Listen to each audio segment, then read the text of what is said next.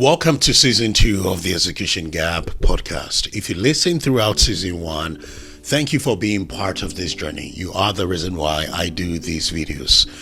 In that first season, we spent a lot of time looking inside health plans. We talk about chart retrieval, medical record abstraction, digital data collection and evidence review, artificial intelligence, audit readiness, operational bottlenecks. We also talked about the systems that health plans use to turn clinical activity into defensible quality results.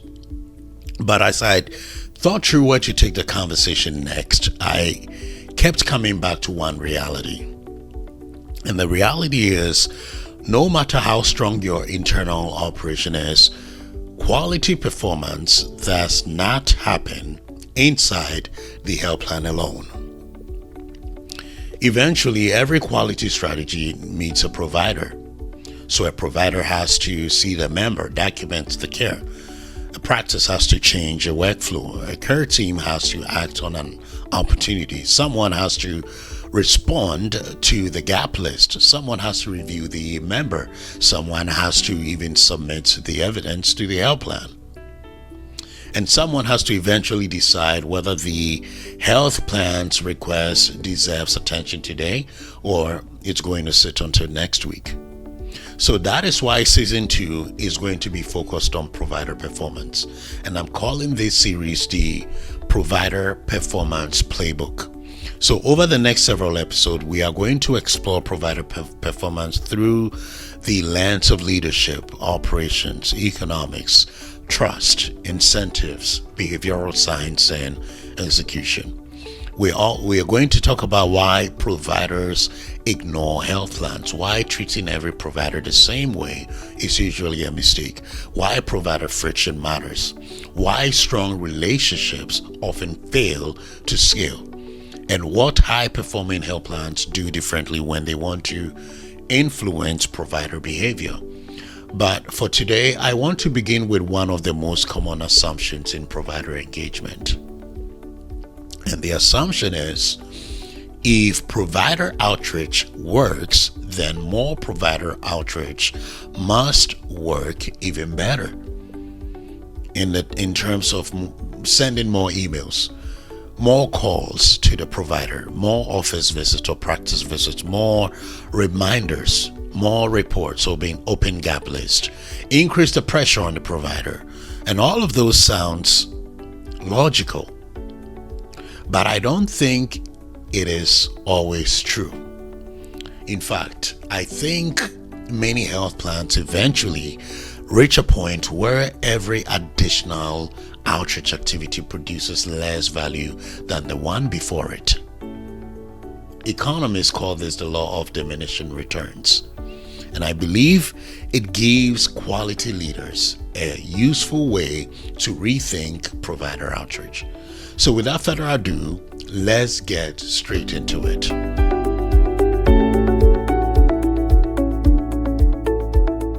Let's imagine a primary care practice at the beginning of the measurement year. That practice has a meaningful number of open quality opportunities. So some members need annual wellness visits. Some members need diabetes monitoring.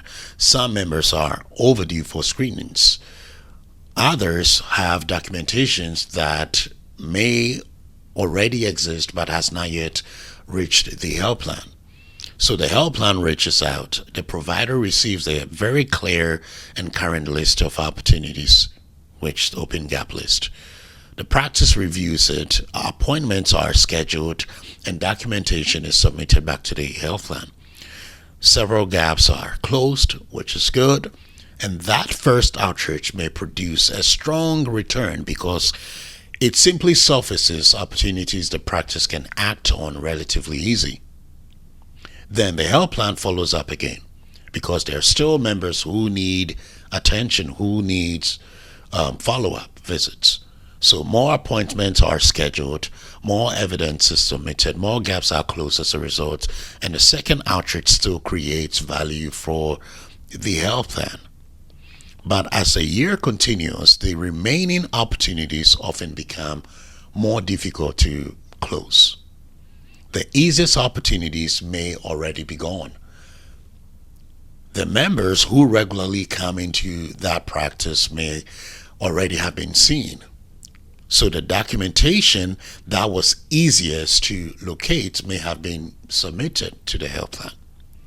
What remains may involve members who are difficult to reach, what is usually termed as the chronically non-compliant members or historically non-compliant members, members who have changed providers, members who refuse care or who refuse services, members who need multiple visits, members who are seeing multiple specialists, members whose records are held somewhere else, members who are facing some type of barrier or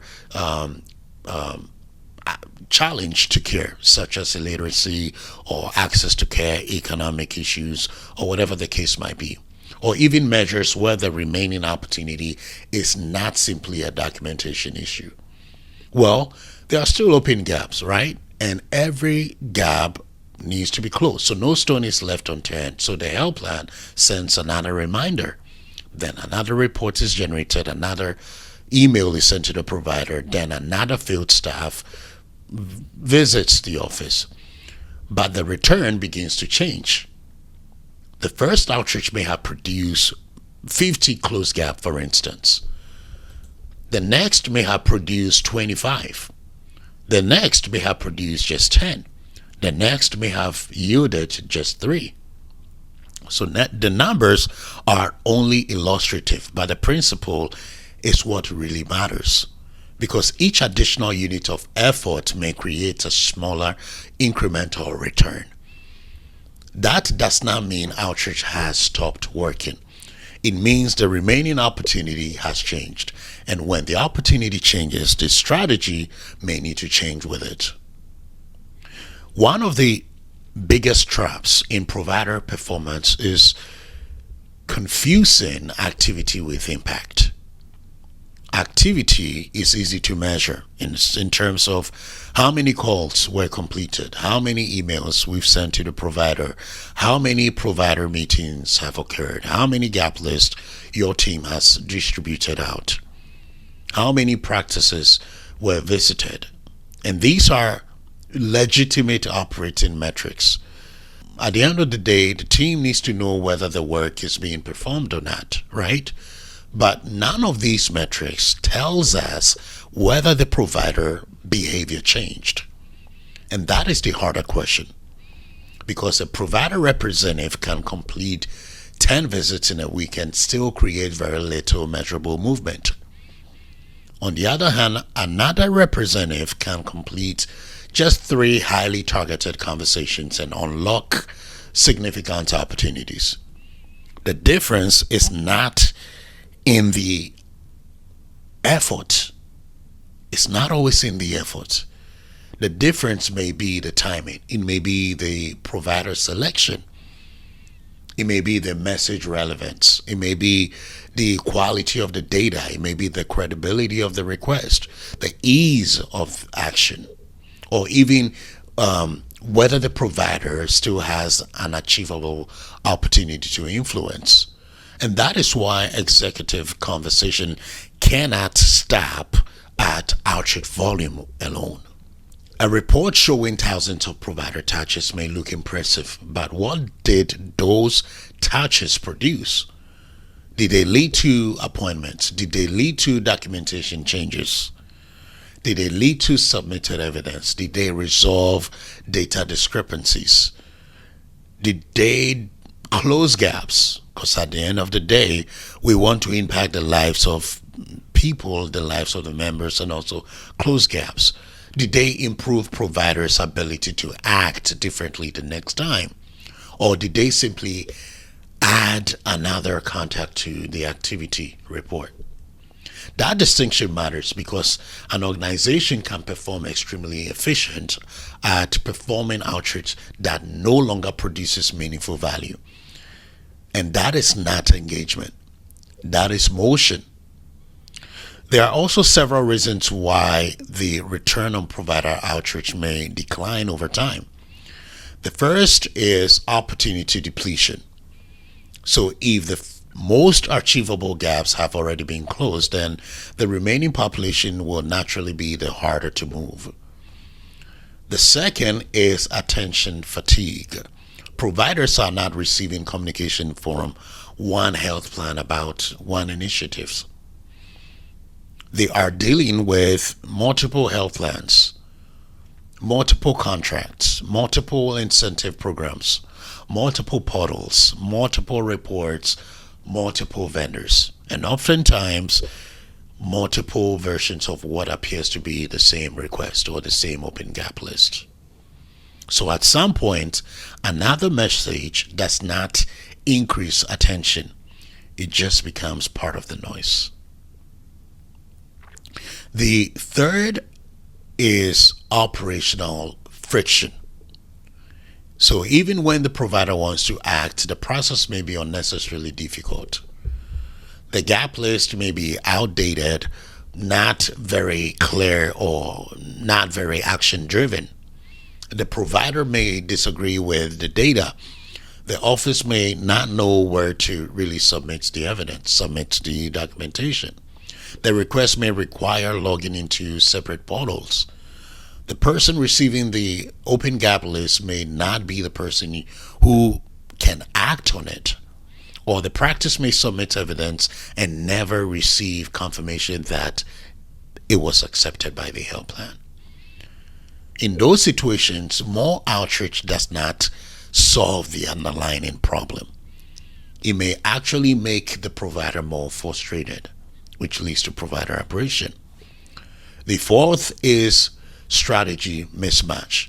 So not every unresolved opportunity is an outreach problem. And I repeat, not every unresolved opportunity is an outreach problem. Because sometimes the real issue is the member access. It may be the network alignment. Sometimes it is data latency. Sometimes it's an internal processing delay.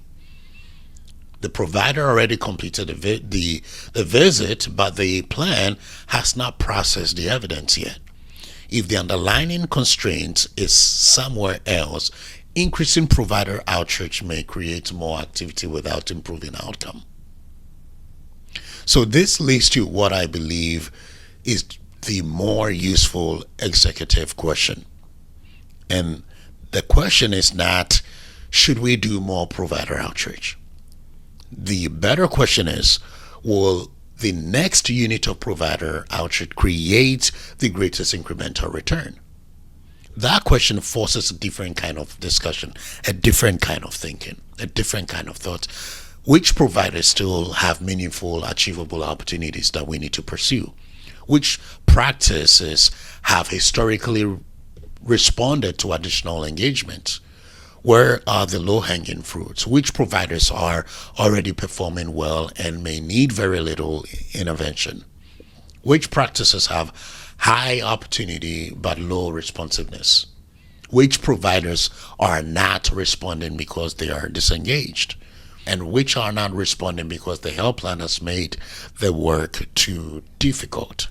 You see, those are different provider populations, and they should not receive the same strategy. One may need a targeted field visit. Another may need cleaner data. Another may need workflow support. Another strategy or another population may need executive-led level in intervention.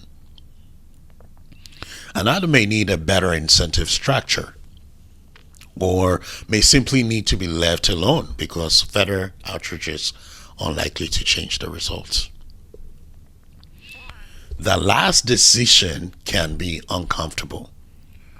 Quality teams are built to pursue every opportunity, but leadership requires recognizing that not every opportunity has the same probability of conversion, and not every additional hour has the same value. You see, the law of diminishing return is not an argument for doing less.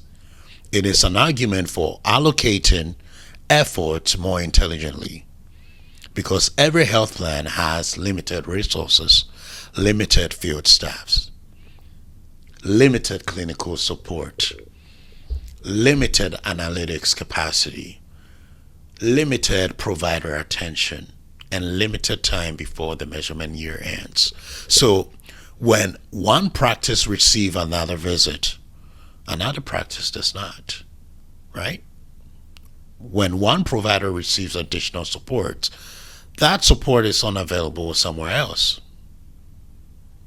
That is opportunity cost. So the provider engagement should be managed more like an investment portfolio. If you have an investment portfolio, I don't think you are going to invest equally in every asset. You will evaluate the expected return. You will consider the risk. You will consider the timing. You will look at the remaining opportunities, and you also shift resources based on market conditions and changes, right? Both internal and external factors. The outreach strategy that worked in February may not be the right strategy in September or in Q4. So the provider who needed education in the first quarter may need workflow support in the third quarter. Or the practice that responded to repeated reminders last year may now be experiencing high level of fatigue. Or the provider who appears disengaged may actually be waiting for the plan to resolve a data issue raised 3 months ago. So the strategy has to evolve because the return is not static. Well, as we begin this season, here is the idea I want to leave with you. Provider outreach is not the outcome. Provider engagement is not even the final outcome. The outcome is meaningful, sustainable improvement in provider performance that closes gaps, that drives value to the health plan. It is whether the next outreach changes something. Does it change a decision? Does it change a workflow? Does it change documentation? Does it change member care? Does it change quality results? And when the answer is yes, outreach is an investment. On the contrary, when the answer is consistently no, it is simply maybe just another activity. The health plans that will outperform will not necessarily be the ones that contact providers most often. They will be the ones that understand where contact still creates value, where strategy needs to change, where their own operations may be creating the resistance they are blaming on providers. In the next episode, we are going to be building on this conversation. We will explore why treating every provider the same is one of the most expensive mistakes in provider performance. We will talk about the segmentation, the precision engagement, and why equal outreach does not produce equal result. Well, thank you for listening. Thank you for being here. I am Peter Saw. Welcome to season 2 of the Provider Performance Playbook. I will see you in the next one. Have a good one.